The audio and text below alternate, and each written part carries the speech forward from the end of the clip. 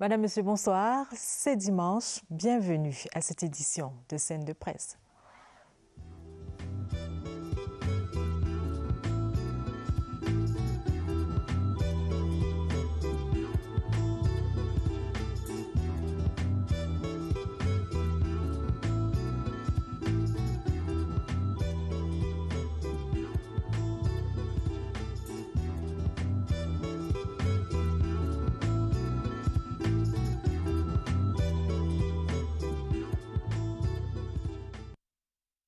Une fois de plus, bonsoir. Sur le plateau avec moi, le professeur Joseph-Marie Mendimi, le directeur de l'hôpital Jameau. Bonsoir professeur et bienvenue sur le plateau. Bonsoir madame, bonsoir à vos auditrices et à vos auditeurs. Vous voulez plutôt parler des téléspectateurs? Absolument. Absolument. En face de vous, à ma gauche, le chef service société de la rédaction centrale TV, ici à la CRTV, Martine Noël Dengue. Bonsoir et bienvenue. Bonsoir Lucrèce, téléspectateur de la CRTV. Bonsoir, professeur Mendimi, bonsoir. Bonsoir madame Dengue. On le sait et les hommes de science ne cessent de le répéter, il n'y a actuellement pas de traitement spécifique contre le Covid-19 et pourtant on en guérit. Le Cameroun compte plus de 1500 cas de guérison. Alors comment recouvre-t-on la santé après avoir contracté le coronavirus? Nous pistons ce soir les différentes recettes thérapeutiques. En deuxième partie de votre émission, une question que nous avons jugée opportune. En cette avant-veille de la fête nationale du 20 mai, les Camerounais aiment-ils le Cameroun? Comment cet amour ou cette détestation de son pays se manifeste au quotidien? Quel mécanisme pour établir une vraie relation d'amour avec son pays? Réponse, on l'a dit, dans la deuxième partie de cette édition de Scène de Presse. Alors, professeur, on parlait du coronavirus juste avant de commencer cette émission et on le sait, nous sommes désormais à la phase 2 de la maladie. Le ministre de la Santé publique, Manaouda Malachi, que nous avons reçu sur ce plateau la semaine dernière, disait que le pic n'est pas encore atteint. Mais à ce stade, on peut contracter la maladie n'importe où parce que désormais, le virus circule au sein de la communauté. Alors, lorsqu'on a essayer de respecter les gestes barrières, mais qu'à un moment, on ne se sent pas bien, on va le dire comme ça. Qu'est-ce qui doit nous alerter? Ce qui devrait alerter les populations, c'est de savoir que la maladie à coronavirus est une maladie qui a des symptômes habituels, qui sont la toux, la fièvre, et il faut préciser que cette toux est une toux sèche, et la fatigue. Et puis il y a des symptômes qui peuvent être classés comme des symptômes peu habituels ou peu fréquents. On va parler de des polyarthralgies. On va parler... C'est-à-dire quoi, professeur? Polyarthralgie, c'est-à-dire qu'on a un malaise généralisé avec des articulations qui font mal. On aura l'impression qu'on fait un paludisme alors que ça pourrait être du coronavirus. Et on aura également la perte du goût, on aura parfois la conjonctivite et on peut avoir parfois une rhinorrhée qui s'associe à tout cela. Professeur, mais à côté de tout cela, vous vous dites bien qu'il y aura, si rien n'est fait, il y aura une complication qui va arriver et on aura des difficultés respiratoires et à ce moment-là, on entre dans une phase de symptômes dits compliqués. La phase de la maladie devient compliquée et à ce moment, il ne faut plus rester à la maison. Mais à quel moment doit-on s'inquiéter? Tous ces symptômes que vous avez évoqués là, quelle est leur durée? C'est 2 jours, c'est 3 jours? Les écrits et les publications scientifiques exploitées à ce jour permettent de dire que la phase d'incubation peut aller de 7 jours à 14 jours. Donc, ça veut dire qu'on a 2 semaines à peu près pour avoir les premières manifestations ou bien les premiers symptômes de la pathologie. Et à ce moment-là, lorsqu'on a ces symptômes, il vaut mieux respecter ce qui a été dicté par le gouvernement, à savoir appeler le 15-10, pas pour perdre du temps aux opérateurs qui sont en ligne, mais pour essayer de mieux se renseigner sur la pathologie et décliner effectivement ce qu'on ressent. Merci Noël. Professeur, une fois qu'on a appelé le 1510, est-ce qu'on attend qu'ils viennent? Parce qu'on parlait tout à l'heure de l'alerte. Une fois que l'alerte est donnée, c'est quoi la suite? Ce qui était dit au départ, c'est-à-dire que lorsque la maladie commençait et qu'on n'avait que quelques cas, il fallait attendre sur place.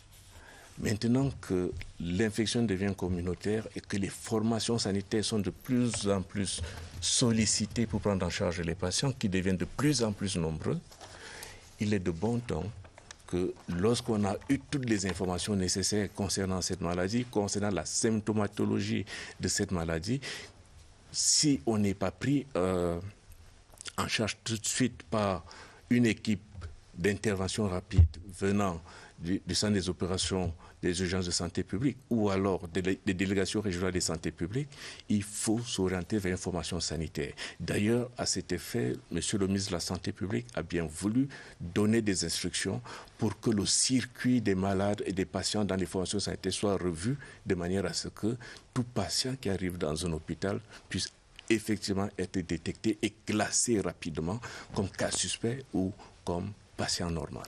Professeur Mandimi, vous êtes à la tête de l'un des centres agréés dans la prise en charge des patients Covid-19 au Cameroun, l'hôpital Jamo, tout à côté ici. Là, l'hôpital Jamo, à ce jour, c'est 109 cas suspects et confirmés, 50 guéris, 24 hospitalisations et 11 décès.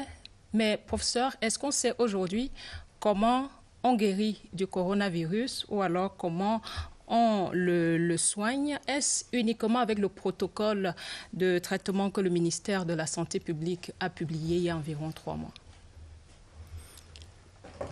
Alors, je voudrais juste, pour aller dans le même sens que Martine Noël, on va questionner les recettes thérapeutiques et peut-être, comme elle le dit, on va commencer par la chloroquine qui fait tellement parler d'elle, qui a longtemps fait parler d'elle en France et partout dans le monde. Commençons par là, professeur.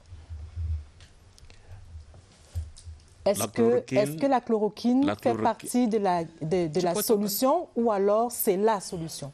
La chloroquine est un antipaludien connu dans l'OTAN qui a perdu son efficacité du fait de la résistance du plasmodium et qui a été retiré du marché. Mais cette chloroquine peut être utilisée pour d'autres pathologies qui ne sont pas le coronavirus. Mais la chloroquine a été introduite dans les protocoles de soins parce que prouvant son efficacité dans la prise en charge et parce que l'instruction était d'utiliser la chloroquine et surtout la bonne chloroquine, celle qui a été effectivement qualifiée comme étant une bonne chloroquine, ayant le principe actif à la dose normale, a été utilisée chez certains patients avec des résultats que nous connaissons. Alors, en quoi est-ce qu'elle est plus efficace? Le professeur Didier Raoult dit par exemple qu'elle permet de contenir l'évolution de la pneumonie, d'améliorer l'état des poumons et permet que le patient testé positif soit par la suite testé négatif. Est-ce que vous êtes de cet avis-là? En quoi est-ce que la chloroquine diffère des autres traitements qui sont proposés? La chloroquine n'est pas utilisée seule dans les protocoles qui sont autorisés. Les protocoles associent en même temps des antibiotiques et en même temps des anticoagulants. Parce que dans la physiopathologie de cette maladie, qui ne fait que dévoiler certains de ces aspects, on se rend effectivement compte que pour mieux prendre en charge les patients, il faut une combinaison de médicaments. Ce n'est pas seule la chloroquine qui guérit, d'autant plus que la chloroquine prise à dose pour le traitement ou bien ce qui est prescrit dans les protocoles nécessite une surveillance en milieu médical. Professeur, maintenant, avant même la publication du protocole par le ministère de la Santé publique au Cameroun, les Camerounais s'étaient déjà tournés vers les pharmacies pour vider les rayons de la chloroquine. Maintenant que c'est officiel que la chloroquine entre dans le protocole de traitement du coronavirus, est-ce qu'aujourd'hui il y en a assez pour tous ceux qui souffrent du coronavirus. On a parfois entendu le ministre de la Santé publique rappeler certains Camerounais qui avaient fait des provisions de chloroquine de les ramener en pharmacie. Est-ce que si aujourd'hui vous avez sous la main un malade du coronavirus qui nécessite un traitement urgent, est-ce qu'on peut trouver de la chloroquine pour tout le monde? Nous pouvons dire que le Cameroun a bénéficié d'un appui de nos partenaires étrangers et donc des formations sanitaires agréées pour la prise en charge, je préfère le dire comme ça, disposent actuellement d'un stock suffisant de chloroquine pour prendre en charge les patients. Sauf que les populations diverses qui vont en pharmacie de ville doivent faire très attention, ou alors dans les pharmacies de la rue doivent faire très attention au risque d'aller se ravitailler en des molécules qui n'ont aucun principe actif. Lucrèce parlait tout à l'heure des anticoagulants. Je voudrais, avant que nous parlions des anticoagulants, Martine Noël, que nous restions encore sur la chloroquine. Pour poser la question de savoir, si vous le permettez, est-ce que vous comprenez le débat ou la polémique autour des effets secondaires de la chloroquine? Est-ce qu'on en fait trop dans votre monde? Nous nous contentons de lire ce qui est écrit. Est-ce que vous pensez que le débat autour des effets secondaires de la chloroquine est exagéré? La polémique autour, est-ce qu'elle est exagérée? La polémique n'est pas exagérée. Pourquoi? Parce que, voyez-vous, la chloroquine a des effets secondaires qui sont des effets qui sont classés d'ordre cardiovasculaire. La chloroquine a un effet sur le muscle cardiaque qui est tel que si elle est prise à des fortes doses, on aura des troubles de rythme cardiaque. Et alors que nous voyons que dans les hôpitaux, la plupart des patients ont diverses comorbidités, notamment des affections cardiovasculaires comme l'hypertension artérielle, ce qui altère déjà le pronostic vital. Si un patient va de lui-même se procurer de la chloroquine et la consomme à une dose élevée, alors qu'il est déjà hypertendu, vous comprenez évidemment qu'il va avoir manifestement des problèmes cardiaques qu'on ne peut pas rattraper lorsqu'il s'est mis en automédication à domicile. Est-ce que vous avez eu des malades qui sont arrivés à l'hôpital qui ne souffrent pas de coronavirus mais qui ont des problèmes cardiaques et peut-être parce qu'ils ont pris de la chloroquine? Est-ce qu'ils vous avouent que c'est parce qu'ils ont consommé de la chloroquine à l'excès qu'ils sont malades? Pour ce qui est de la spécificité de la formation sanitaire dont nous avons la chance, il est un peu difficile d'avoir ce type de patients parce que les spécialités de notre formation sanitaire concernent les pathologies respiratoires et les pathologies mentales. Donc, avoir ce type de recul pour pouvoir répondre à votre question, il serait bien d'être dans un hôpital où on a d'autres spécialités, notamment la cardiologie. Ce sont les cardiologues qui pourraient, en revisitant les motifs de consultation de tous leurs patients, nous proposer ou bien nous dire que voilà ce que nous constatons dans la population générale concernant la consommation exagérée de la chloroquine. Comment ils arrivent, la plupart des malades que vous recevez ces derniers temps? Dans quel état est-ce qu'ils vous arrivent? Vous nous disiez tantôt que dès qu'ils arrivent, pour certains, ils ne passent que 2 ou 3 jours et puis ils décèdent. Dans quel état ils arrivent? Et ils sont dans quel état? Pourquoi? Est-ce que c'est parce que justement ils ont fait de l'automédication, comme le dit Martine Noël? Quelque part, nous pouvons penser qu'il y a d'abord l'automédication et également le passage dans des formations sanitaires non agréées, ce qui pourrait, à la longue, faire que les patients qui ont séjourné et lorsqu'ils se retrouvent sans véritable prise en charge dans ces formations sanitaires non agréées, arrivent à développer les symptômes de complications de la maladie. Nous avons dit d'entrée de jeu qu'il s'agissait des problèmes respiratoires tels que l'essoufflement ou alors la détresse respiratoire, la désaturation, c'est-à-dire le manque d'oxygène dans le sang. Et à ce moment-là, lorsqu'ils arrivent, les appareils que nous avons pour essayer de béquiller leur respiration ne sont pas assez fort pour pouvoir corriger les troubles qui sont déjà installés. Et du coup, ils ne vont pas passer plus de 48 à 72 ans, ils vont décéder. Professeur Mendimi, dans ces recettes thérapeutiques modernes, on a également beaucoup parlé des anticoagulants. Lucrèce le disait tout à l'heure. Au début de la pandémie, en mars, ils avaient été déconseillés, Aspégique par exemple, Advil aussi, au profit du paracétamol. Que s'est-il passé entre-temps et à quelle phase de la maladie doit-on les prendre, ces anticoagulants? Reprécisons un peu les choses parce que là, vous avez mélangé un anticoagulant et un anti-inflammatoire. Les anticoagulants ont probablement leur place parce qu'on sait que dans les pathologies infectieuses, lorsque les cellules entrent en inflammation, elles vont produire des molécules qu'on appelle les médiateurs chimiques de l'inflammation. Ces médiateurs chimiques de l'inflammation vont aller dans la circulation sanguine et vont exciter les cellules pariétales de nos vaisseaux sanguins, et ces cellules vont réagir en provoquant des microthrombus, c'est-à-dire des microcoagulations. Et ces microcoagulations vont donc migrer dans la circulation générale et vont aller probablement boucher les artères qui irriguent nos poumons. Et une fois que les artères sont bouchées, on entre dans un tableau d'embolie pulmonaire. Et c'est pour cela que les effets observés avec les anticoagulants pris à dose préventive et même curative vont nous permettre de récupérer la plupart de nos patients.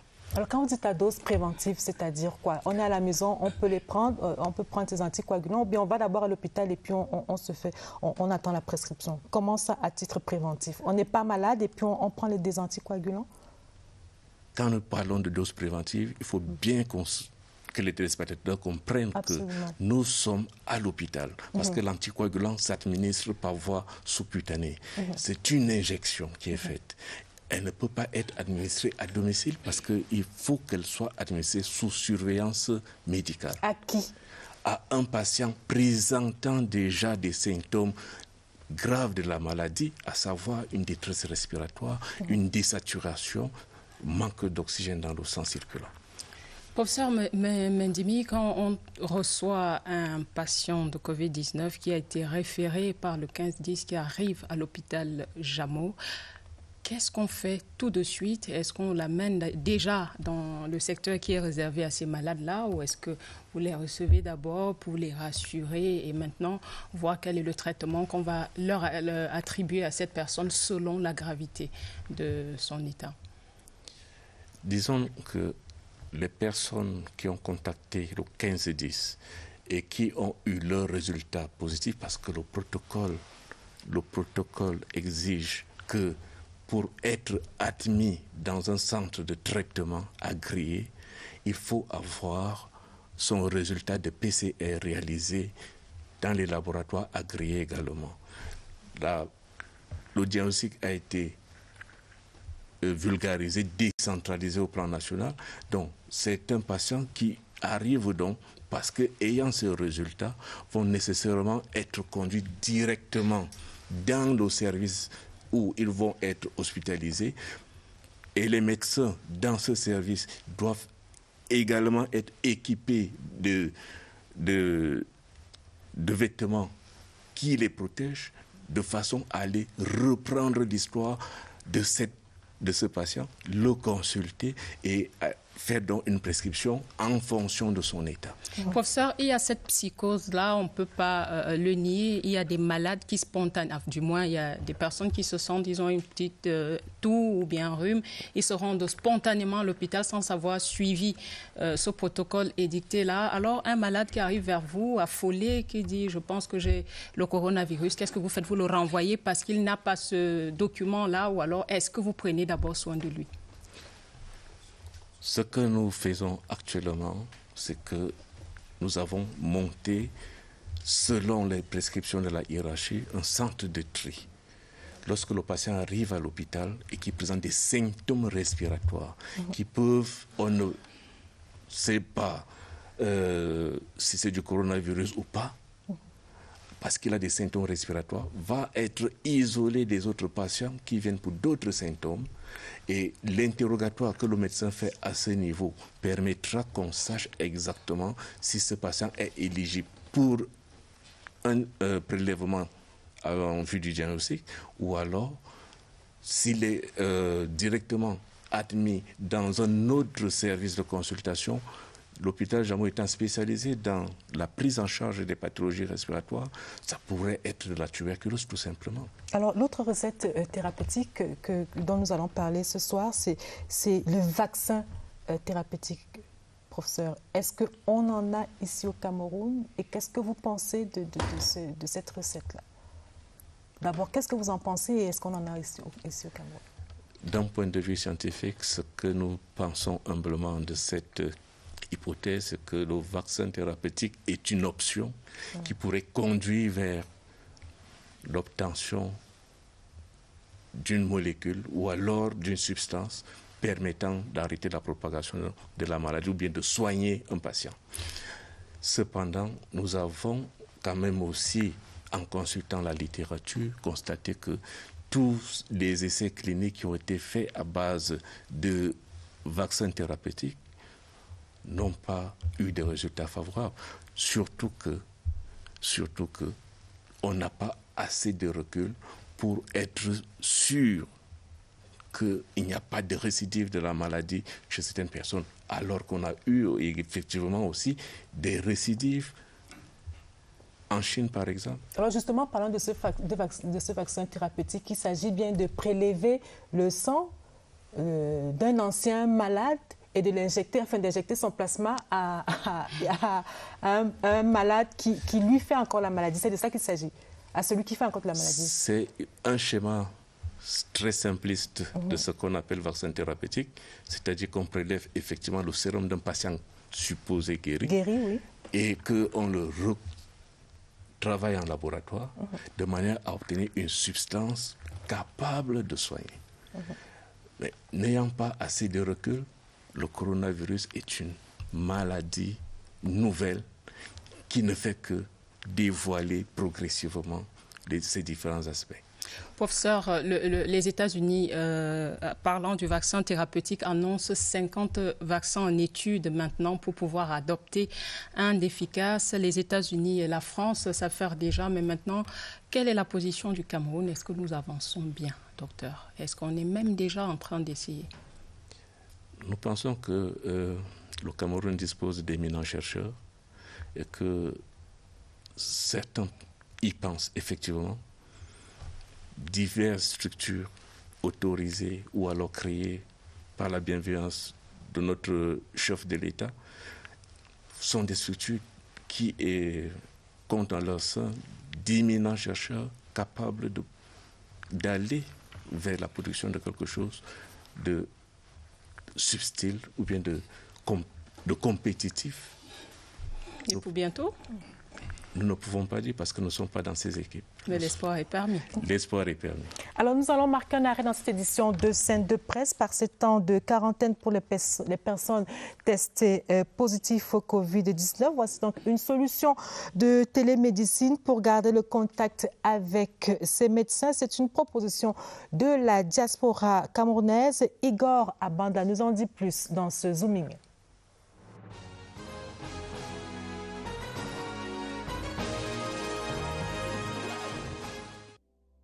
ISAM, entendez second avis médical expert électronique, est la plateforme électronique créée par l'entreprise Africamed, spécialisée dans l'assistance médicale et basée en France et au Cameroun. L'application est un outil qui va désormais permettre à plusieurs médecins camerounais à travers le monde d'apporter leur expertise dans le traitement de la pandémie à Covid-19. Face à la pandémie du Covid-19, nous avons décidé d'apporter une réponse sanitaire par le digital. Ceci permet avec ISAM de pouvoir accompagner les patients dans leur confinement obligatoire ou volontaire. Une initiative d'un groupe de médecins camerounais basés en France et au Cameroun, l'application est donc une riposte sanitaire par le digital à large spectre. Les patients présentant des pathologies chroniques comme l'hypertension, le diabète, l'insuffisance rénale, l'insuffisance cardiaque peuvent continuer à être suivis par le médecin, quelle que soit leur localisation. Et aujourd'hui, avec la fermeture des frontières, un patient peut continuer à garder le lien avec son praticien, même s'ils ne sont pas dans le même pays.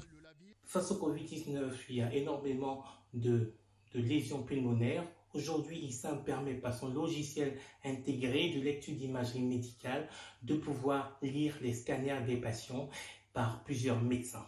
Nous avons avec ISAM la possibilité de pouvoir accompagner le tri des patients avant leur admission à l'hôpital, de pouvoir optimiser la prise en charge pendant le séjour à l'hôpital et surtout préparer la sortie des patients à domicile et de continuer la prise en charge à distance. Ces médecins camerounais de la diaspora, mis ensemble, sont donc soucieux de la couverture sanitaire et surtout d'extirper la pandémie à Covid-19 du Cameroun et à travers le continent africain.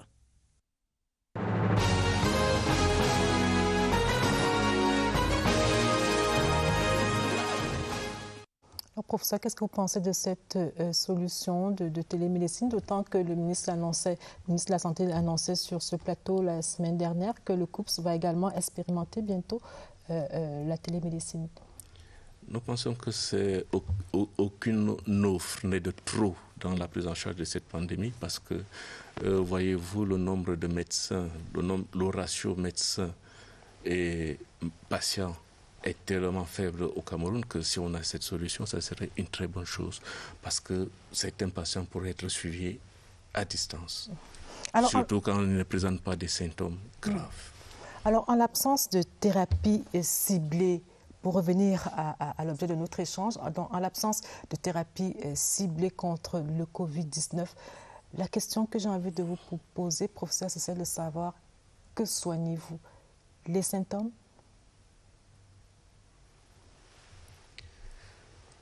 Merci pour cette question. Nous pensons que parler de qu'est-ce que nous soignons est une question à laquelle il est humblement difficile de répondre. Pour la simple raison que nous avons vu qu'il y a une cascade de réactions qui se déroule parce qu'il y a une inflammation causée par un virus. Et l'arsenal thérapeutique mis dans un protocole pour prendre en charge la pathologie va attaquer divers pans de la cascade réactionnelle de l'organisme de manière à ce qu'on puisse capaciter cet organisme affaibli déjà par la maladie de pouvoir se reconstituer, de pouvoir recouvrer facilement la santé et de pouvoir se défendre soi-même.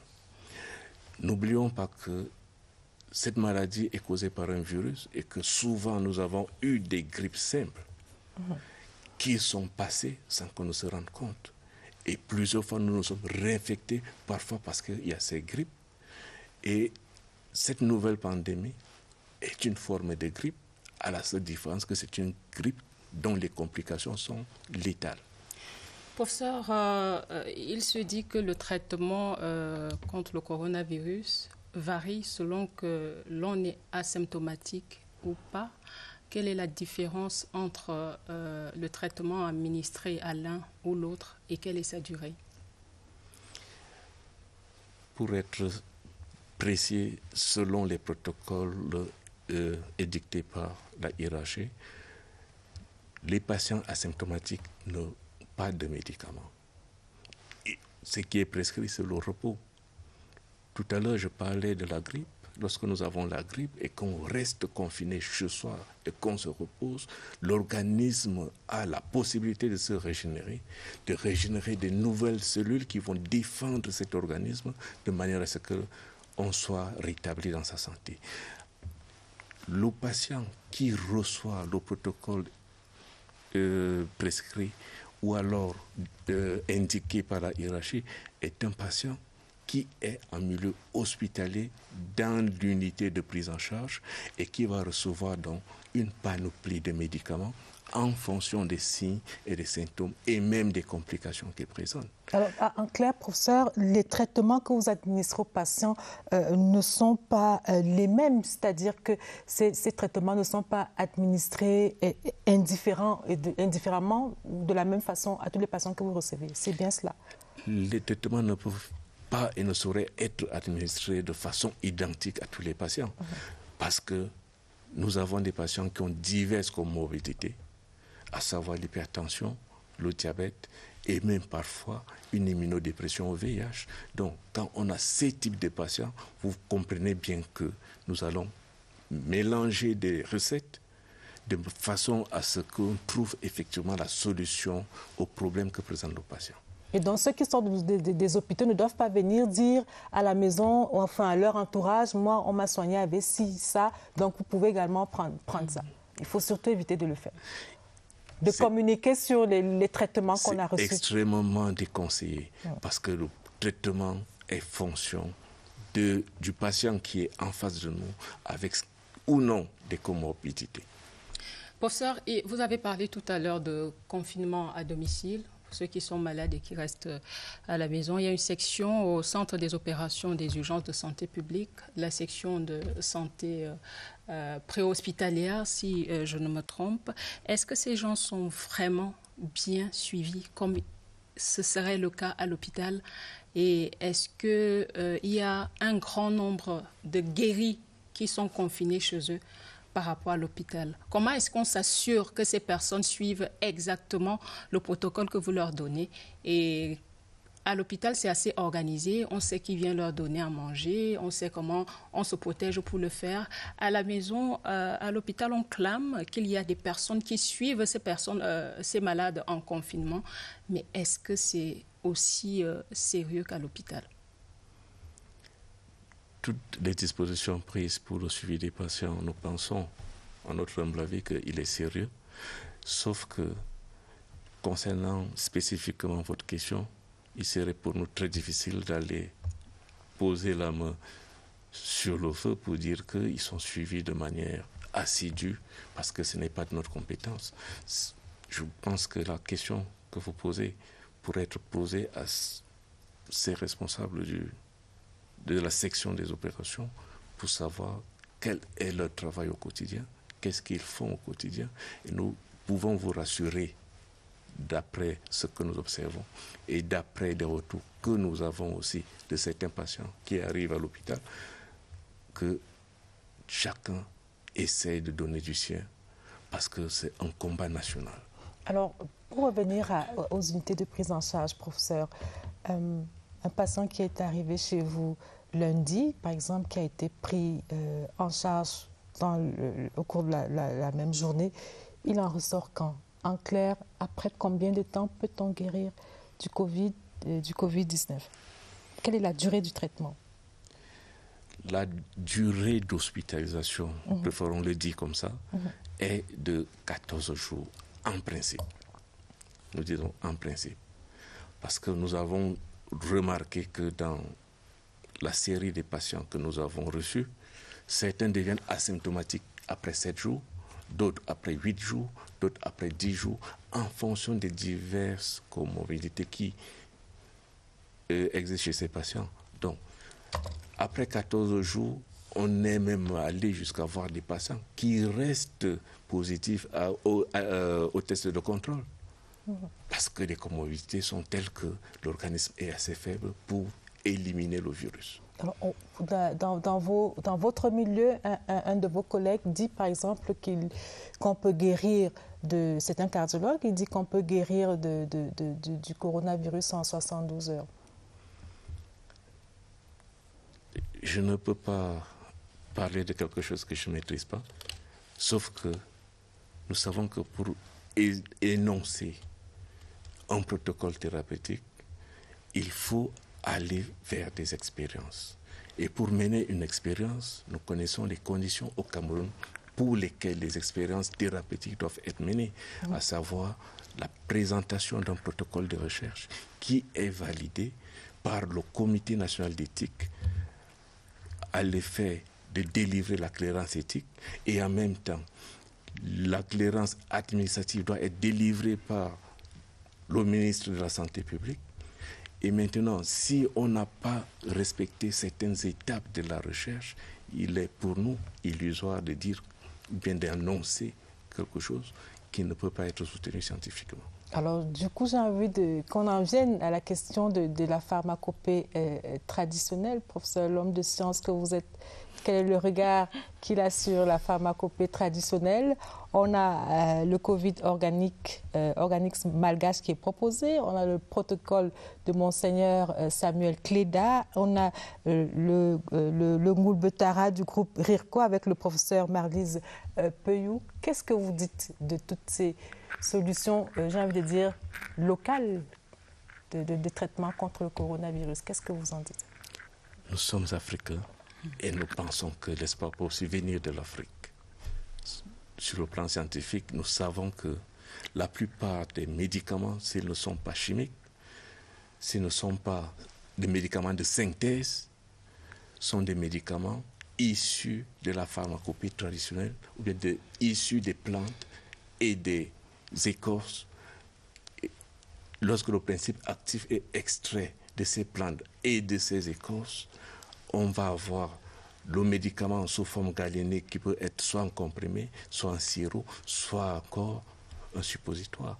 Donc, nous sommes africains et nous pensons que l'Afrique et les forêts africaines regorgent encore d'essence thérapeutique parce que, disons-nous, que 80% d'Africains à peu près ont recours à la médecine traditionnelle. Mais il faut, pour que ces protocoles ou bien ces médicaments soient administrés soient administrés dans les formations sanitaires, que nous respections la démarche.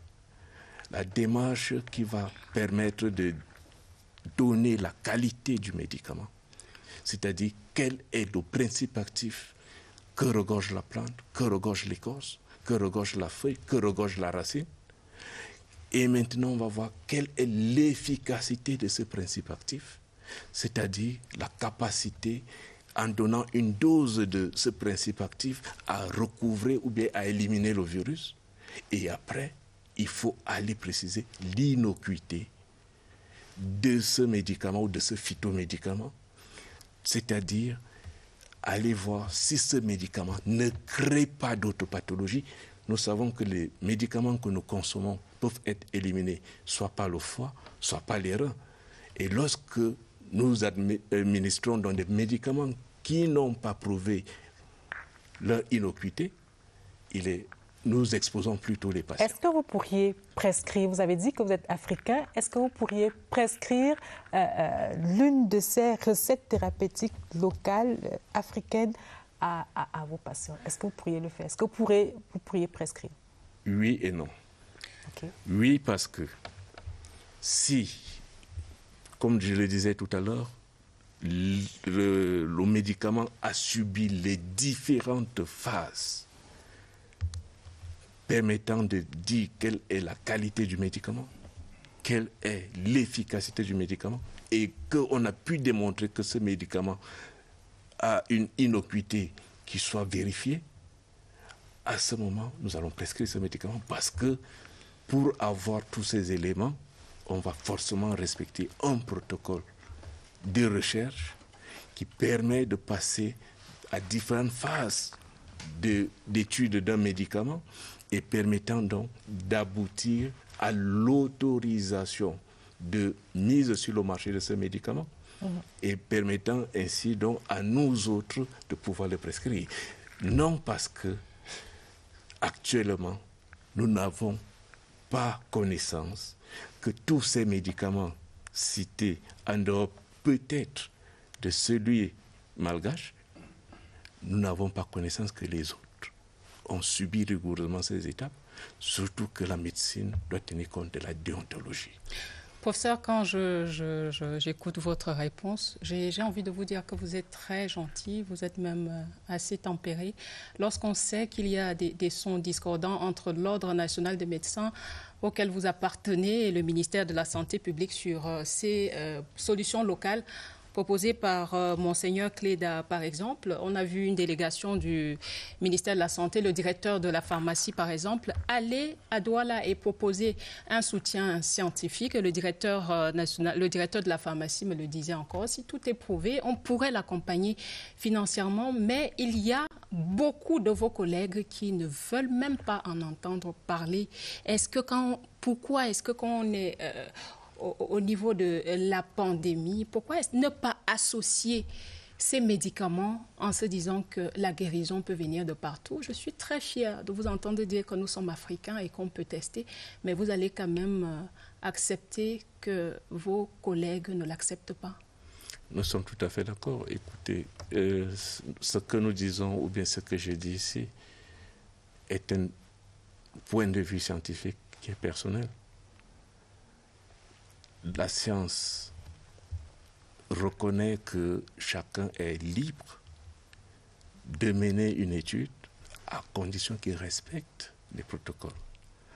Le protocole qu'on met sur pied pour mener une étude doit être tellement rigoureux que si ces médicaments avaient respecté ces protocoles, je crois que les collègues qui sont contre ces médicaments allaient l'accepter sans difficulté.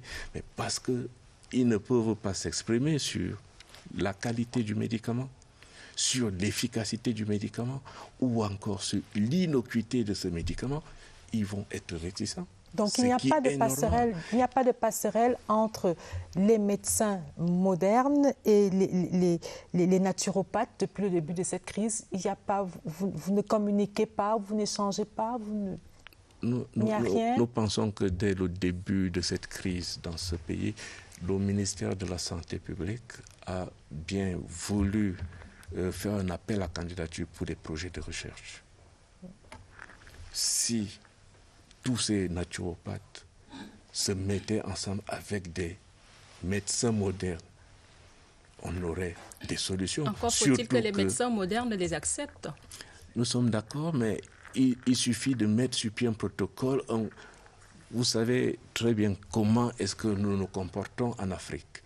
Lorsque nous avons un médicament dit de la pharmacopée traditionnelle, parce qu'on l'a reçu du grand-père ou de la grand-mère, parfois on ne maîtrise même pas de quoi il s'agit. On ne sait pas comment l'expliquer de manière scientifique et ça devient une gageure pour... Professeur, vous n'avez pas eu de retour de personnes qui ont été testées positives au coronavirus et qui, après avoir consommé quelques-uns de ces médicaments, qu'il s'agisse des médicaments du professeur, de Monseigneur Cléda ou alors du docteur Peyou, que ces personnes soient par la suite testées négatives. Vous n'avez pas eu ce type de retour? Il y a pourtant des témoignages un peu partout. Vous n'en avez pas eu? Nous lisons des écrits, mais nous voulons bien voir la preuve. La preuve scientifique doit être irréfutable. Elle doit être reproductible. C'est-à-dire qu'on a donné un traitement à un individu et que l'individu s'est retrouvé guéri. On doit pouvoir reproduire cette expérience chez un certain nombre d'individus et c'est pour cela qu'on parle de protocole de recherche. S'il n'y a pas un protocole et qu'on commence à administrer au tout venant un médicament pour lequel on ne connaît pas la qualité, on ne connaît pas l'efficacité ou encore l'innocuité, on est en train de jouer avec des vies. Je vous ai dit, le médicament, il est éliminé soit par le foie, soit par le rein. Maintenant que ces personnes sont déclarées guéries, entre guillemets, quelles seront les conséquences dans un mois, dans 2 mois, dans 1 an, sur le foie et sur le rein, et peut-être même sur le cerveau? Professeur, vous allez dans le même sens que l'un de vos collègues qu'on a entendu sur les antennes de la CRTV qui affirmait que la médecine n'est pas témoignage, mais preuve. Vous nous en donnez la confirmation ce soir, mais je vais revenir sur le médicament proposé par le groupe RICO avec le docteur Marlise Peyou-Ndi, qui est biochimiste et qui accompagne ces naturopathes dans leur dans leur amélioration des produits qu'ils proposent aux malades. Justement, le Ngulbetara dont parlait Lucrèce, c'est un mélange de essingan, de fol, d'aloe vera, d'ikouk. Et il y a un de ces naturopathes qui disait que l'ikouk était une des écorces qu'on utilisait pour fabriquer de la chloroquine, par exemple. Est-ce qu'une fois qu'on a cette méthodologie avec une scientifique qui accompagne ces naturopathes, est-ce qu'on ne peut pas un peu faire confiance à ces médicaments? Et qui souligne même, qui a souligné sur ce plateau que ces médicaments sont quand même passés en laboratoire avant d'être administrés.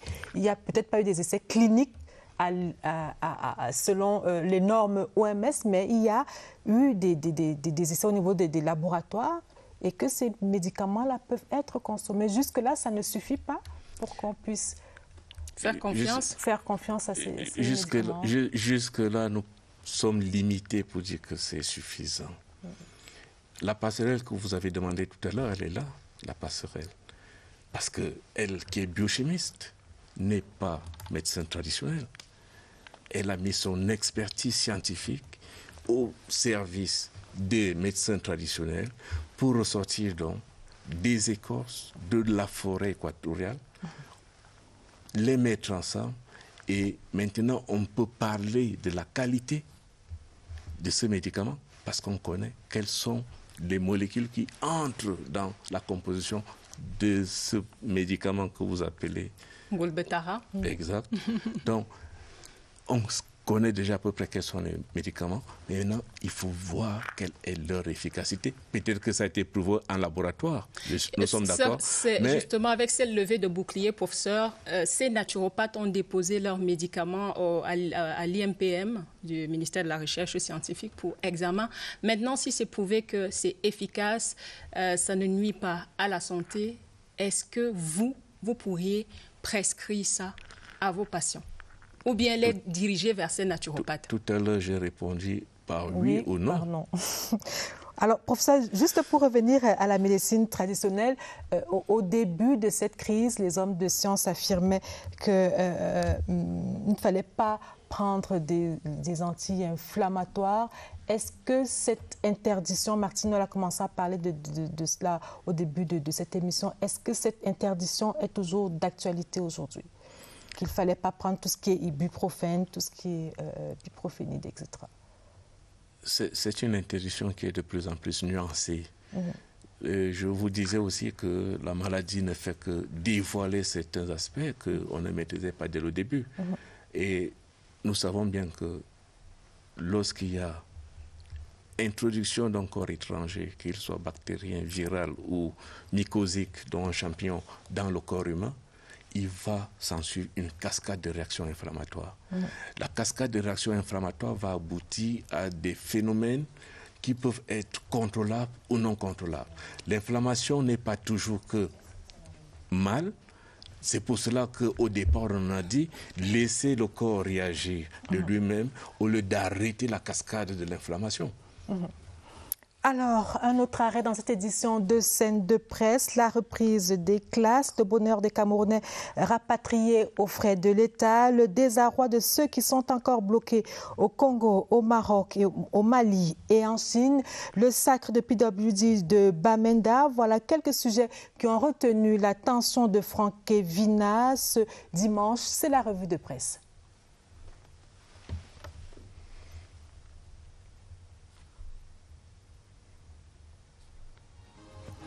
Merci.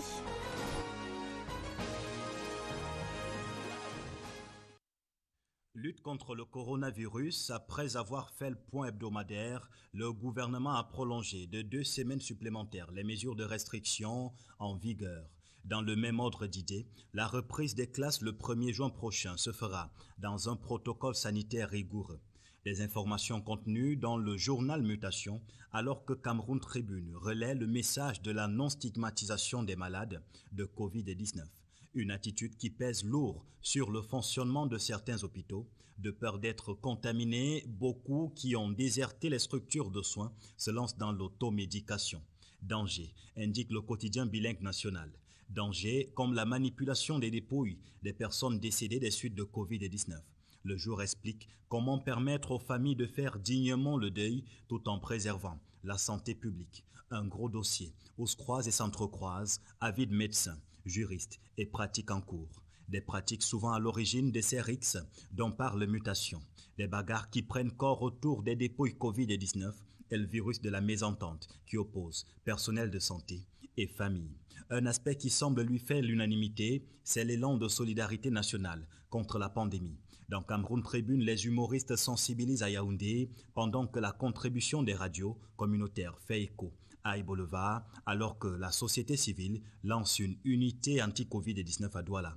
À la tête de cette organisation, Monseigneur Samuel Cléda, qui selon le jour dénonce un système de réponse en dessous des exigences de la prise en charge. Le prélat continue par ailleurs de vanter les propriétés curatives de son traitement anti-Covid-19.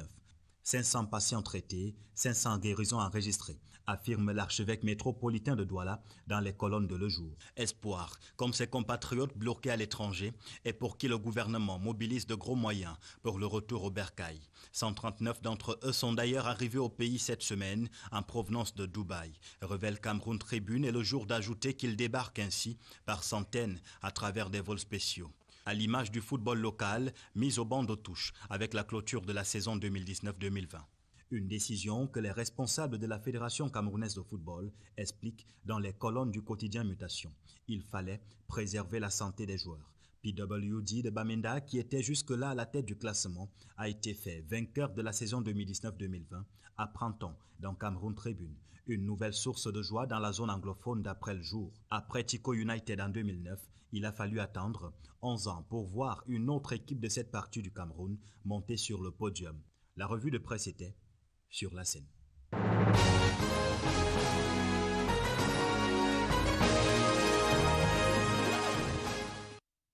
La suite des échanges sur le plateau de scène de presse avec moi, le professeur Armand Leka Essomba, qui est sociologue et maître de conférence à l'université de Yaoundé 1. Bonsoir professeur et bienvenue sur le plateau. Bonsoir et merci de m'avoir invité. En face de vous, le professeur Antoine Wongo Aranda, qui est le directeur de publication du journal L'Essentiel du Cameroun. Bonsoir et bienvenue. Bonsoir Lucrèce et merci de m'avoir invité à cette émission. Alors avec vous, nous allons parler de l'amour que les Camerounais ont pour leur pays. Nous sommes là à 2 ou 3 jours de la célébration de la fête nationale du 20 mai. Alors, question, les Camerounais aiment-ils leur pays? Professeur Leka. Alors la réponse à cette question suscite toujours un soupir. Ouais. Parce que les questions d'amour sont des questions extrêmement complexes. On peut aimer son pays comme on aime ses parents. C'est le lien de paternité ou de maternité. C'est un amour de génération, c'est-à-dire que ceux qui vous ont donné la vie, et le Cameroun, en tout cas, a donné vie aux Camerounais, en tout cas, une certaine vie, une identité. On peut aimer son pays comme on aime son épouse, avec tout ce que cela implique, mais d'une manière ou d'une autre, lorsqu'on fait la sommation, on se rend compte qu'on ne dispose pas toujours des outils de mesure les plus consensuels pour se prononcer de manière acceptable par tout le monde. Mais de manière pratique, de manière empirique, puisque nous sommes Camerounais, nous voyons les Camerounais se comporter, nous écoutons les Camerounais, chanter parfois le Cameroun, pleurer parfois sur le Cameroun. On peut dire que oui et non. Les Camerounais aiment leur pays, mais cet amour s'exprime de manière parfois extrêmement variable, de manière parfois extrêmement ambiguë. Cet amour peut parfois conduire à des situations limites où on ne sait plus s'il s'agit de l'amour ou de la haine, s'il s'agit d'une manifestation d'amitié ou d'hostilité, s'il s'agit d'un attachement ou d'un processus de détachement. Donc, disons que d'emblée, je ne peux que répondre à titre personnel, moi j'aime le Cameroun. Le Cameroun est un héritage, c'est un héritage qu'on essaye de préserver, c'est un héritage comme l'indique si bien notre hymne national, c'est le berceau de nos ancêtres. Ça a un rapport tellurique, c'est un rapport affectif, la terre qui nous a vu naître, qu'on nous a transmis, dont il s'agit d'en prendre soin. Mais le Cameroun, c'est aussi un projet. Comment est-ce qu'on projette notre idée du Cameroun? L'idée du Cameroun, c'est fortement construit, en tout cas si on s'appuie sur notre constitution, si on s'appuie sur notre histoire, si on s'appuie sur notre devise. Il y a un idéal de fraternité métacommunautaire, en sachant que le Cameroun est parti comme un accident, mais est devenu un projet, un patrimoine collectif. Et la manière, le rapport que certains aujourd'hui ont à l'égard de ce patrimoine collectif est bien sûr parfois source d'inquiétude. Et je suis tout à fait d'accord qu'on peut s'interroger au regard de cet ensemble parfois de déviance, une certaine culture sociale de la délinquance, de l'insouciance, qui fait qu'on peut se poser légitimement cette question. Mais je crois que de manière générale, chacun à son niveau manifeste son attachement à ce bout de terre qui n'est pas si vieux que cela. Professeur? Oui, on pourrait aussi poser la question autrement. Est-ce que les Camerounais n'aiment pas leur pays? N'aiment pas leur pays parce que je suis tout à fait d'accord avec le professeur Lekai Somba quant à l'attachement naturel que nous devons avoir vis-à-vis de ce que d'autres appellent la mère patrie. Il y a une notion de maternité. Nous venons tous de quelque part.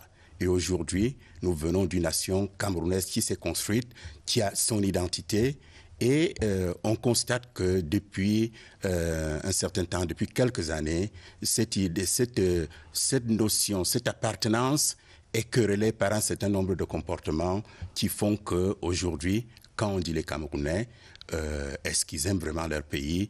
On se réfère, je pense, et je pense que c'est l'idée que vous avez un peu derrière la tête, à ces Camerounais qui sont à l'étranger, qu'on désigne comme étant la diaspora et qui ont défrayé la chronique tous ces derniers temps. On y reviendra, professeur. D'accord. Mais je suis convaincu que les Camerounais aiment leur pays. Vous savez, il y a des signes. On a souvent parlé du football. Il y a la fierté, il y a une fierté camerounaise qui fait notre identité, même en Afrique centrale. Alors, est-ce que c'est un amour de saison? Est-ce que ça dépend des circonstances? Est-ce qu'il faut attendre une victoire des Lions indomptables pour aimer son pays ou alors pour voir une manifestation d'amour vis-à-vis de son pays? Vous savez, la relation entre un peuple et son pays, c'est un peu comme une relation de couple. Il y a des hauts, il y a des bas, il y a des crises qui peuvent animer, qui peuvent intervenir dans le couple, qui font qu'à un moment, on ne s'aime plus tellement.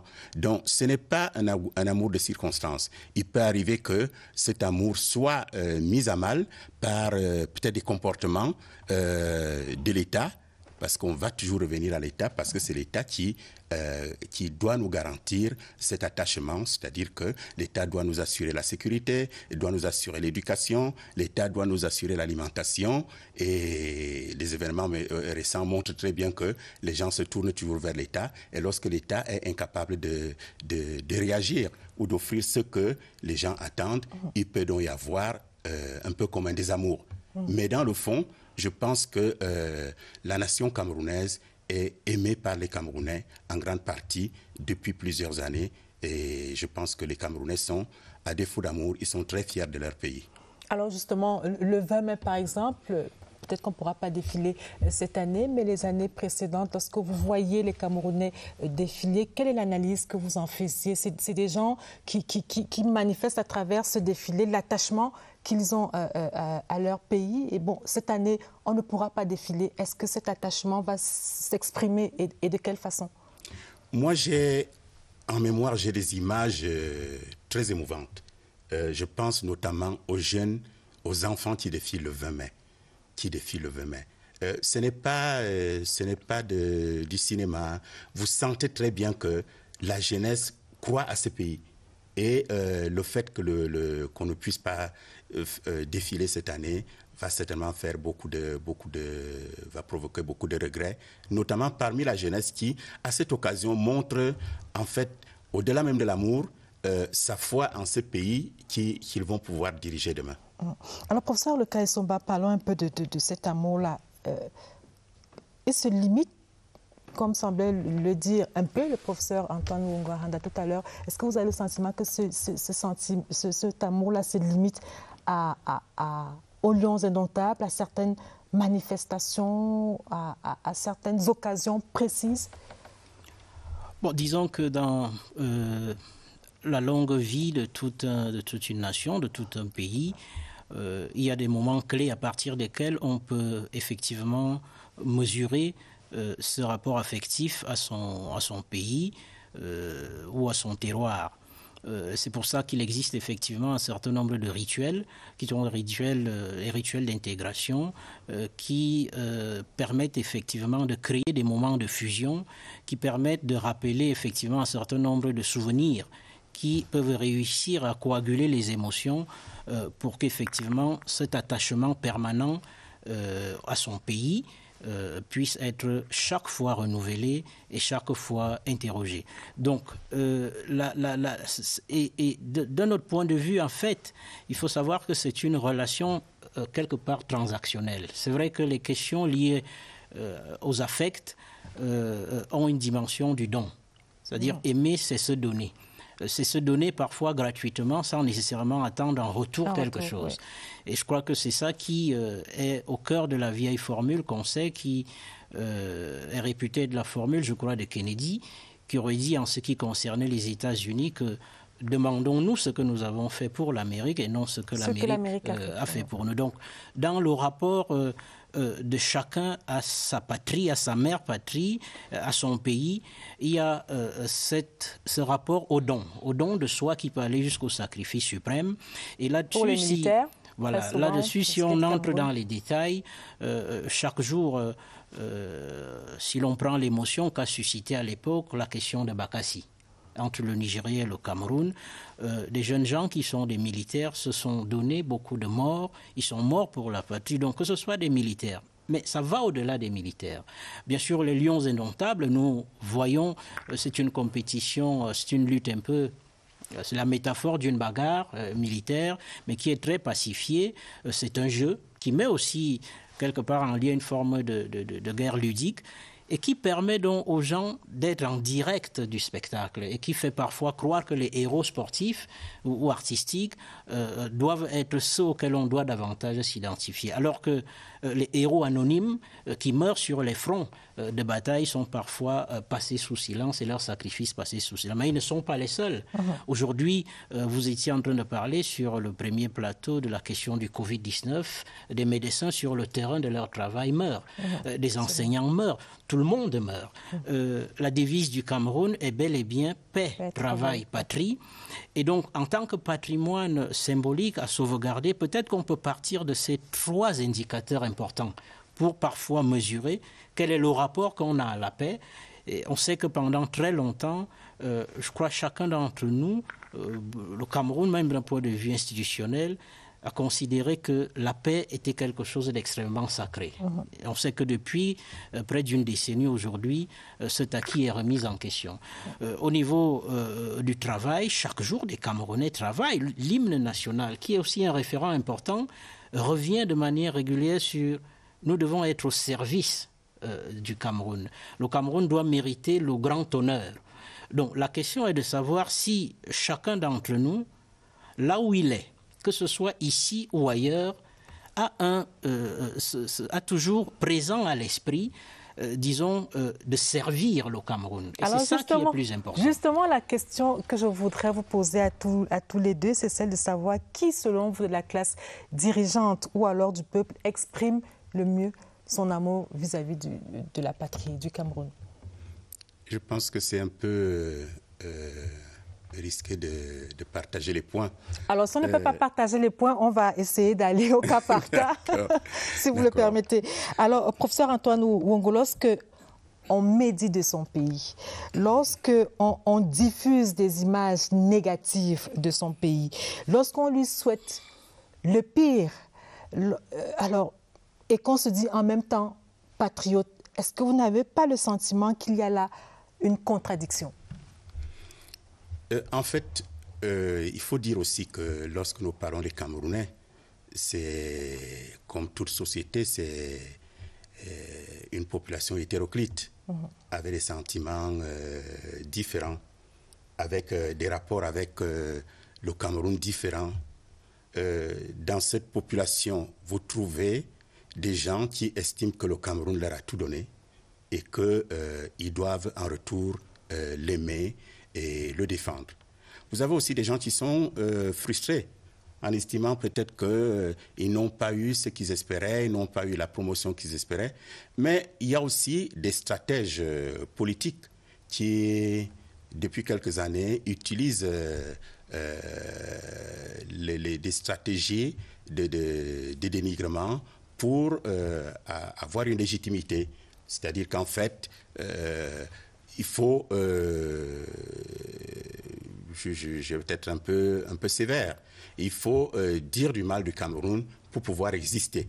Et on l'avoue, vous avez dit qu'on parlera un peu plus tard de la diaspora. On y est. On y est donc. Alors, il faut constater que, ce qu'on a pu constater, ce que moi j'ai pu constater, c'est que dans tout ce qu'on observe ces dernières années, il y a plusieurs stratégies. Il y a ce qu'on appelle, par exemple, moi j'ai appelé le business des pleurs de nombreux Camerounais qui sont partis d'ici et qui, arrivés à l'étranger, disent du mal du Cameroun, décrivent le Cameroun de façon à s'attirer la sympathie ou la pitié des pays d'accueil et obtenir, par exemple, des titres de séjour dans ces pays. C'est une réalité. Mais il y a aussi ceux qui estiment qu'il y a dans la diaspora un potentiel politique, un foyer de militants qui peuvent au besoin renforcer leur parti politique et qui estiment que c'est dommage qu'on en soit encore là après 40, 50 années d'indépendance, qui estiment aussi que c'est de l'extérieur que l'alternance doit s'opérer au Cameroun. Alors, du coup, est-ce que c'est parce qu'on a ces ambitions plus ou moins légitimes qu'on doit jeter ainsi l'opprobre sur un pays qu'on aspire peut-être à diriger demain? Je mets peut-être un peu trop l'accent sur ceux qui dénigrent, mais je dois aussi dire ici qu'il faut aujourd'hui faire un plaidoyer pour une diaspora qui est la majorité silencieuse. La diaspora, c'est ceux qui sont partis et qui ont gardé un pied ici. Ils sont ici et là-bas. Et ils sont nombreux, et des millions. Je prends un exemple, parce que quand on dit que la diaspora dénigre le Cameroun, les élections présidentielles en 2011, le Cameroun a organisé pour la première fois l'élection des Camerounais, pour les Camerounais de l'étranger. Et il est curieux de constater que les résultats obtenus dans la diaspora sont pratiquement les mêmes que ceux que les candidats ont obtenus ici au Cameroun. C'est la même chose lors des élections de 2018. Donc, c'est pour dire que, en fait, aujourd'hui, on a mis sous les projecteurs un certain nombre de personnages qui utilisent des méthodes à la fois violentes, mais que la grande majorité, la très grande majorité de la diaspora continue à aimer le Cameroun, pour avoir vécu un peu des moments de célébration avec eux. Moi, je pense que ce qui se fait aujourd'hui, c'est un peu injuste par rapport à une diaspora qui, en fait, pour la grande majorité d'entre eux, aiment leur pays et sont fiers d'être Camerounais. Alors, professeur Lecas, je vous pose la même question. Lorsqu'on véhicule des images négatives sur son pays, sur le Cameroun en l'occurrence, comme on le voit ces derniers temps, lorsqu'on incendie, saccage les ambassades, est-ce que c'est une forme d'amour qu'on exprime vis-à-vis de son pays, une sorte de ras-le-bol, je n'en sais trop rien, ou alors une sorte de détestation de son pays? Alors, ce qu'il faut d'abord dire, c'est que, je ne sais pas, il y a un peu d'insistance sur la diaspora. J'entends beaucoup de gens parler de la diaspora camerounaise, mais je ne sais pas si la diaspora camerounaise existe. Je sais qu'il y a des Camerounais, si diaspora vient du terme dispersé, je sais qu'il y a beaucoup de Camerounais dispersés à l'extérieur, mais je ne sais pas s'il y a une diaspora. il y a bien sûr beaucoup de courants politiques, de courants idéologiques qui sont en cohérence avec les différents courants antagonistes qui existent ici. Et donc, c'est un peu des morceaux, des problématiques qui sont débattues ici, qui sont évoquées ailleurs. Ça, c'est la première chose. La deuxième chose est que, en fait, il y a l'idée que depuis les années 90, nous sommes en démocratie. La parole s'est libérée, s'est démocratisée. On ne peut plus aujourd'hui contenir les gens. Et puis, le monde est rentré de plus en plus dans une phase culturelle d'extrême transparence. C'est-à-dire qu'il est difficile de cacher les choses. Donc ça, c'est un présupposé sur lequel il faut partir. De sorte que certaines choses qu'on croit cachées, en fait, ne sont pas cachées. Et donc, la dialectique démocratique peut effectivement permettre que quelqu'un exprime des points de vue tout à fait différents là où il est, qu'il soit en Europe, aux États-Unis, en Afrique du Sud, etc., qu'il exprime ses désaccords avec les orientations majeures du pouvoir en place. Mais ce qui se passe en général, effectivement, et c'est là où le glissement peut paraître regrettable, est que la critique politique nécessaire en contexte de démocratisation à l'égard d'un pouvoir se transforme très rapidement en une sorte d'hostilité à l'égard de son propre pays. Et ça conduit donc à des phénomènes tout à fait suicidaires. Quand vous évoquez le saccage des ambassades, c'est inédit. L'ambassade est un morceau de votre propre patrimoine collectif qui n'a rien à voir, qui est censé vous protéger. C'est-à-dire qu'en temps de guerre et de cataclysme important, en fait, c'est le seul recours, c'est l'ultime recours. Et parfois, on peut s'interroger effectivement sur les itinéraires biographiques de certains de ceux qui se sont lancés. Est-ce que c'est encore... Parce qu'il y a beaucoup de Camerounais qui sont demeurés sociologiquement Camerounais, mais qui ne sont plus juridiquement des Camerounais.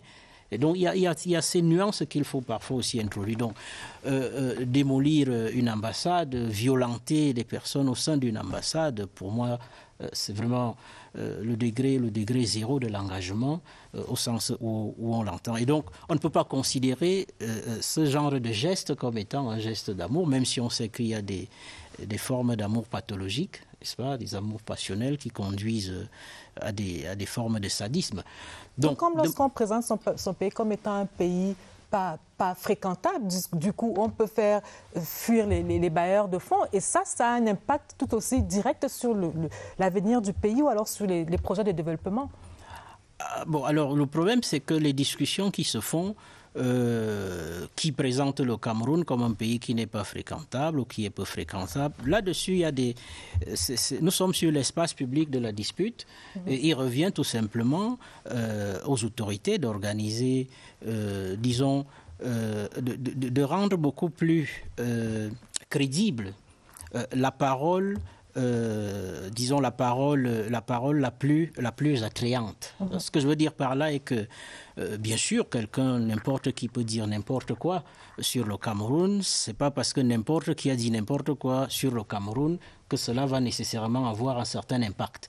Et donc, il y a une exigence plus importante encore, et c'est là où je fais le lien avec la question que vous posiez. Moi, je dis, le paysan qui travaille dans sa brousse du village, l'enseignant qui enseigne dans son amphithéâtre, le militaire qui défend, etc., ne peuvent pas être mis en réalité dans le même...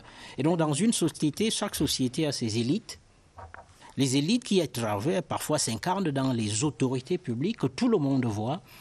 Lorsqu'ils posent un acte déviant, cet acte déviant a une plus grande portée, un plus grand écho et un écho un peu plus négatif que n'importe quel kidam devant son écran travaille sur les réseaux sociaux et dont personne ne sait à peu près qui il est. Et donc, je crois que ça nous met devant la nécessité de réfléchir, moi, à ce que j'ai toujours appelé des formes de délinquance sénile qui émergent et qui sont le fait des élites, qui dans le rapport au Cameroun, parce que l'hymne national insiste sur le fait, c'est une injonction dans l'énoncé, servir le Cameroun doit être notre leitmotiv. Le Cameroun mérite le plus grand honneur. Or, ce qui se passe, et peut-être c'est un préjugé de contemporains, les contemporains ont tendance à être souvent plus sévères à l'égard de leurs contemporains qu'à l'égard de ceux qui les ont précédés. On a parfois l'impression que cette crise d'affectivité à gagner toute la société et de façon préférentielle les grandes élites. Donc, depuis un certain nombre d'années, si vous prenez la problématique de la corruption, si vous prenez d'autres types de problématiques... Alors, professeur, est-ce que vous voulez dire que la corruption dont le président de la République se plaint depuis des années, la corruption, les détournements des deniers de fonds, est-ce que vous voulez dire que tous ces comportements déviants sont des signes également de désamour vis-à-vis de la patrie? Peut-être pas des signes de désamour, mais en fait... le symptôme d'une très grande crise dans ce rapport affectif qu'on a à l'égard de ce patrimoine collectif. Je dois préciser qu'effectivement, sur la base d'un certain nombre de facteurs, on ne va pas entrer dans les détails, le grand problème que nous affrontons aujourd'hui, que nous observons, c'est que la plus grande part des Camerounais, je n'ai pas d'études faites là-dessus, mais c'est une observation empirique, on a l'impression que les Camerounais, la plupart, se préoccupent de plus en plus parfois d'acquérir des positions, d'accumuler des privilèges, et très peu de personnes travaillent à des projets. J'insiste que le Cameroun est un projet, et le projet est quelque chose qui dépasse nos vanités individuelles, nos positions conjoncturelles. Et du coup, ce rapport au projet Cameroun est quelque part quand même aujourd'hui mis en déroute au regard d'un certain nombre de facteurs, le rapport à la gestion de la chose publique, le rapport à... Donc, cette culture de la position fait effectivement écran à la culture du projet. Et ça fait que nous sommes dans un environnement généralisé où finalement, lorsqu'on essaye d'évaluer tout ça à la fin, on a l'impression que cet amour peut-être a pris quelque part des rides. Professeur? Effectivement, ce que dit le professeur Lekai Somba m'amène à dire que ceux qui dénigrent le Cameroun, c'est le terme que vous avez utilisé, à partir de l'extérieur, s'appuient sur nos propres manquements, sur les manquements en interne, sur la gouvernance en interne. Vous savez, le mot célèbre de l'activiste qui a interviewé le président français dit « je sais ». Est-ce que vous savez? Parce que le mot c'est « est-ce que vous savez ce qui se passe au Cameroun ?» En fait, en général, ces gens s'appuient sur notre gouvernance, sur nos manquements. Sur nos manquements à tous, chacun à son niveau. Chacun à son niveau, chacun à son niveau, nos manquements à tous, mais aussi la volonté de... Au départ, nous avions dans ces communautés un besoin de transfert de savoir-vivre, de savoir-faire démocratique. Au départ, c'était ça. C'était quoi? C'est que j'ai émigré, je suis allé dans un pays démocratique, je vis là-dedans, j'observe ce pays et j'aimerais bien que ce qui se passe de bien là-bas soit transféré au Cameroun. Ça, c'était au départ ce qu'on observait. Mais après, on a vu qu'il y avait des projets qui étaient beaucoup plus, si je peux dire, déstabilisants, qui consistaient à dire, écoutez, voilà ce qui se passe au Cameroun. Vous ne savez pas ce qui se passe au Cameroun. Et il faudrait que vous puissiez... C'est ça qui fait un peu problème. Qu'on puisse dire qu'il faudrait que vous puissiez intervenir parce que, en fait... Mais le problème, c'est qui parle? Qui a la légitimité pour parler? Les réseaux sociaux ont créé toutes sortes d'individus. Moi, j'ai beaucoup de respect pour ceux qui interviennent sur les réseaux sociaux, les blogueurs et tout ça. Mais ils ont créé toutes sortes de prescripteurs.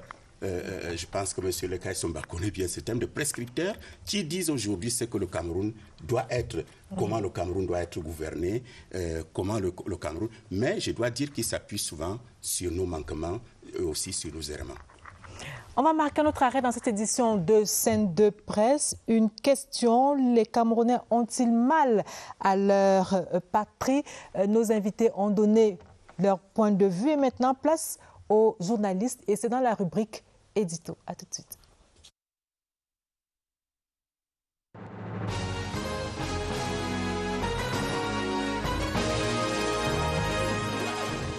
Les Camerounais, dans l'immense majorité, aiment très bien les pays. Le problème, c'est que nous avons un problème depuis il y a 2 ans. Beaucoup de Camerounais qui font tout pour tenir l'image du pays pour des causes politiciennes et donc pour des intérêts personnels. Il ne faut pas oublier le fait que beaucoup de Camerounais, avec l'avènement des réseaux sociaux, trouvent du plaisir à diffuser des informations d'abord qui ne sont pas vérifiables. Aujourd'hui, dans les malentendus qui se répandent sur le Cameroun, on a comme l'impression d'une appropriation insatisfaisante de l'État.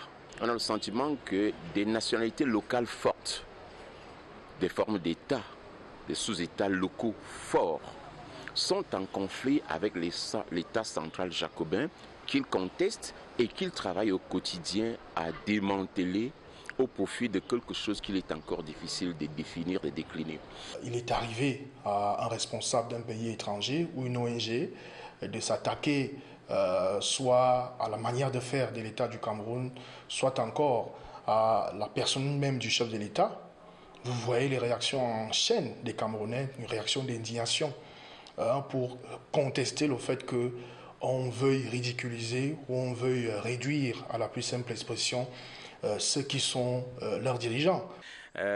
Depuis l'élection présidentielle du 7 octobre 2018, il y a eu certaines catégories de Camerounais qui se sentent frustrés, qui n'ont pas pu déloger le président Biya du pouvoir. Malheureusement, au Cameroun, il n'y a que l'élection présidentielle qui peut déloger un président du pouvoir. Donc, ils se sentent frustrés, ils trouvent du plaisir à chaque fois de tenir l'image du Cameroun parce qu'ils ne savent pas faire la différence entre le président Biya, le gouvernement et donc le Cameroun. Oui, il y a probablement un mal-vivre dont les raisons historiques sont dans le cas de la guerre d'indépendance et dont la version moderne est dans des guerres hégémoniques qui font que les nationalités locales fortes contestent l'État central, probablement parce que l'État central, dans son principe d'équilibre, a tendance à contenir le rayon de leur hégémonie qui veut chaque fois s'étendre plus loin. On ne pourrait pas dire qu'ils ont mal à leur pays. Ils ont des instants de colère, ils ont des instants de ressentiment, ils ont des plaintes qu'ils émettent à l'endroit de ceux qui sont les dirigeants contre un ensemble de choses qui ne fonctionnent pas suffisamment tel qu'on le voudrait. C'est une manière de dire les choses qui parfois peut avoir un ton qui frise le rejet, mais dans le fond, c'est le trop plein d'amour pour leur pays. Il faut continuer à sensibiliser les Camerounais. D'abord, il faut tourner la page. L'élection présidentielle s'est terminée. Le président Biya a son temps parce que élu par les Camerounais pour un temps précis. Il faut tourner la page parce que avant le président Biya, il y avait le Cameroun. Forcément, après lui, il y aura le Cameroun. Donc, il faut que les Camerounais comprennent que nous tous, nous sommes appelés à travailler pour notre patrie parce qu'il faut la rendre meilleure aux générations qui vont venir après nous. Est-ce que notre communication publique aujourd'hui travaille à rapprocher les Camerounais ou alors simplement à mener la guerre au quotidien contre les égarements d'un ou deux individus? Est-ce que notre communication publique aujourd'hui a véritablement fixé ses marqueurs de socialisation, ses objectifs de socialisation, ses cibles de socialisation avant d'être, comme on le voit le plus souvent aujourd'hui, une communication de crise? Le Camerounais, lorsqu'il proteste, lorsqu'il se fâche, c'est parce qu'il aime son pays. Il est conscient du potentiel que le Cameroun a et il sait, le Camerounais sait que son pays, le Cameroun, est capable d'être le plus grand au monde, à tous les niveaux.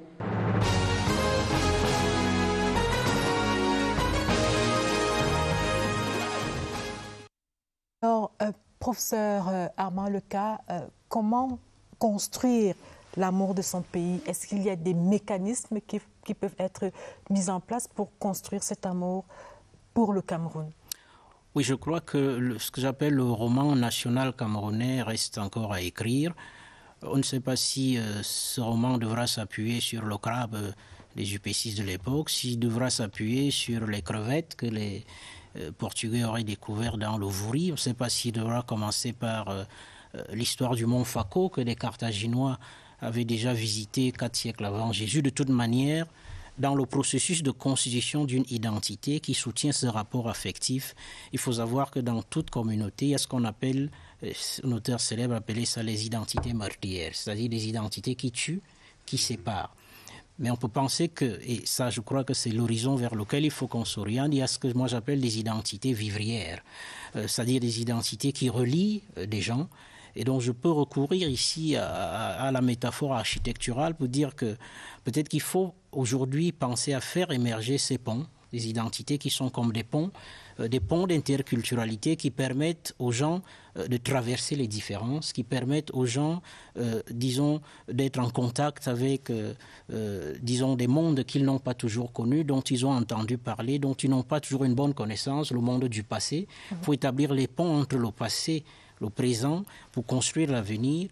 Il faut peut-être recourir à ce culte des crânes, n'est-ce pas? Parce que lorsqu'on dit que le Cameroun est le berceau de nos ancêtres, mais qui sont ces ancêtres?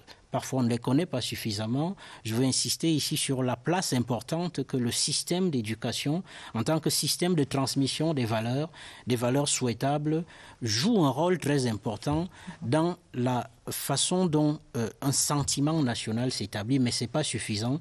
Il faudra que, dans le rapport que chacun d'entre nous, a commencé par les élites, le rapport que nous avons au Cameroun, que ce rapport atteste de ce que nous servons le Cameroun et pas le contraire. Ouais. Et donc je crois que si nous faisons disparaître la plupart des dysfonctionnements qui font polémique aujourd'hui, bien sûr c'est un travail de longue haleine, je crois que beaucoup de ces polémiques vont quelque part disparaître. Mais il faut qu'on sache que le Cameroun est notre seul pays. Dans ce monde aujourd'hui, les États-nations sont encore, en dépit de ce qu'on dit sur la mondialisation, disons, les seuls lieux de fabrication d'une identité sereine.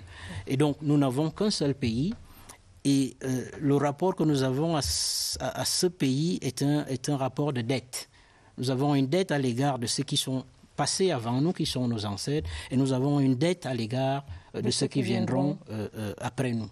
Et donc, je crois que c'est là où l'amour n'a pas simplement cette dimension prosaïque sur laquelle on a voulu insister, ça a quelque part une dimension transcendante.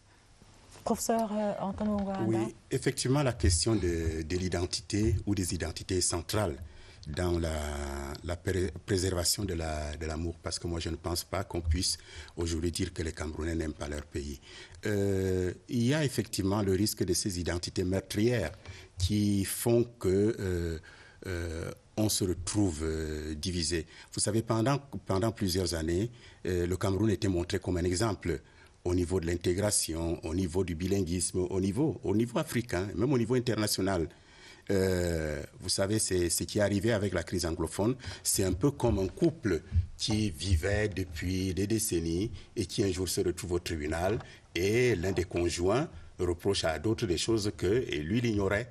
Et ça a été un moment de réflexion important pour qu'on sache qui sommes-nous, Camerounais. Parce que quand on dit les Camerounais, on doit constater aujourd'hui que notre diversité est telle que nous n'avons pas forcément les mêmes vues.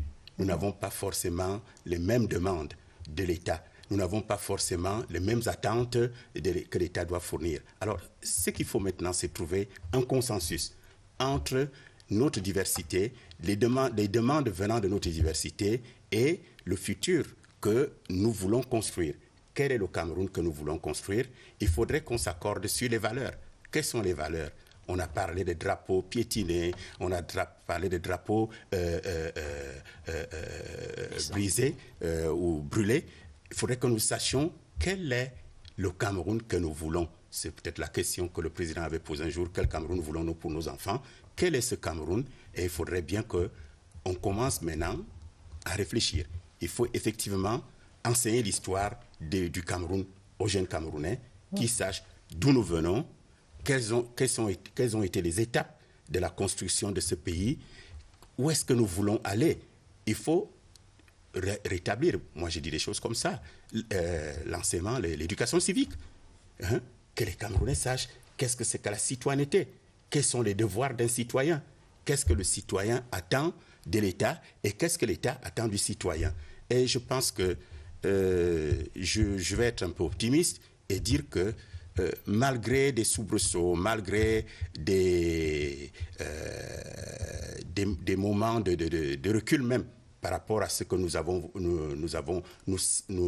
étions. Je pense que les Camerounais aiment leur pays et la Constitution devra simplement prendre en compte toutes les revendications, même les revendications violentes qui parfois expriment des besoins réels ou bien des frustrations réelles pour pouvoir construire ce Cameroun qui est déjà engagé au XXIe siècle. Merci. Les unes du lundi, nous retrouvons maintenant Daniel Menanga. Bonsoir Daniel. Bonsoir Lucrèce, bonsoir à vos panélistes. Chers téléspectateurs, c'était un plaisir de vous retrouver ce dimanche. Et dans les kiosques ce lundi, vous retrouverez à la une de Cameroun Tribune, reprise de l'école le 1er juin, les classes d'examen uniquement. Le quotidien national bilingue rappelle que vendredi, dans une déclaration, le Premier ministre chef du gouvernement, Joseph Diane-Gouté, a indiqué que les bulletins des autres élèves seront remis selon les modalités fixées ultérieurement. Les détails en pages 2 et 3. Défi actuel mesure l'impact du Covid-19. L'État va perdre 800 milliards de francs CFA. Alors que l'œil du Sahel zoome sur comment la pandémie est gérée dans la Bagno et fait état d'un conflit ouvert entre le préfet et le Lamido. Détail en page 7. Ecomatin révèle l'autre menace qui vient des déchets médicaux avec cette inquiétude de la Société d'hygiène et de salubrité qui tire la sonnette d'alarme. 2500 à 3000 tonnes de déchets sont produits chaque jour à Douala. L'enquête d'Ecomatin en plus clair à la page 20. And then the Guardian Post report on controversy surrounds Prophet Franklin D. Ford's death.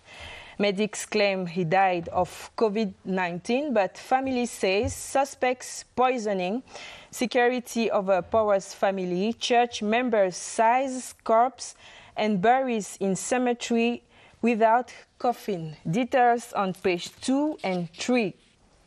Intégration parle d'une controverse sur les réserves de change de la CEMAC.